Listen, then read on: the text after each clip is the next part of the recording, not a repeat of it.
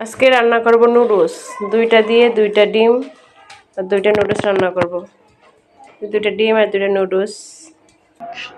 প্রথমে বসালাম একটা ফ্রাই প্যান, তার মধ্যে কিছুটা পরিমাণ তেল দিলাম।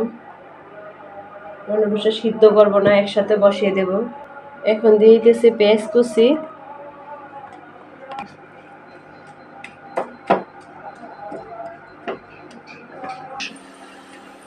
একসাথে দিয়ে দিতেছি ডিম।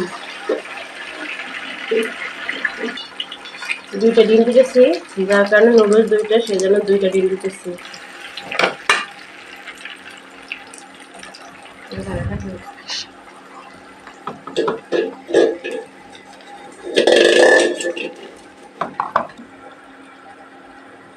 হালকা একটু হলুদ দিতেছি, যার কারণে লালচে লালচে কইরা পরে নুডলস দেবো আর কি।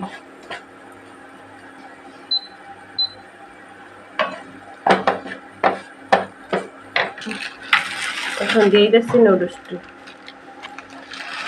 দুটা নুডলস হালকা নেড়ে চেড়ে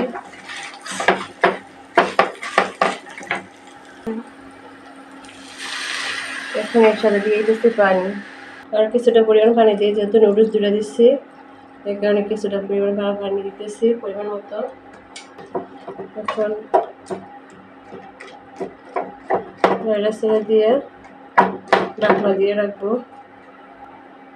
এই যে আমরা নুডলস এভাবে বসাই, সিদ্ধ করে নুডলস বসাইলে সিদ্ধ করার সাথে তো পানিটা, নুডলসের যে পুষ্টিমানটা আছে পুষ্টিটা তো চলে যায়, সে কারণে আমরা সিদ্ধ করে পানি ফালাই না, একসাথে একত্রে বসিয়ে লাই। এটা থাকে, ময়লা থাকে না, এই কারণে আমরা একবারে নুডলসের সাথে পানি দিয়ে নুডলস রান্না করি।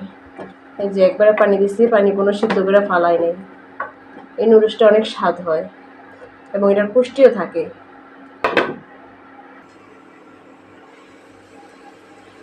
যেমন নুডলস হয়ে গেছে,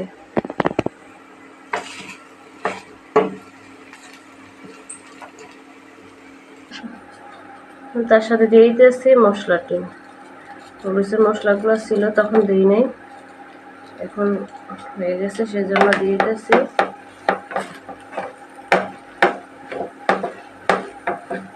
আগে মশলাগুলো দিলে এখন অনেক স্বাদ হয়। দুইটা মশলা ছিল, দুটো মশলা দিয়ে দিতেছি।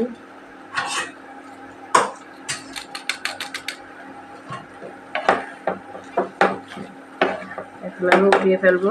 এখন আমার নুডলসটা কত সুন্দর কালার হয়েছে।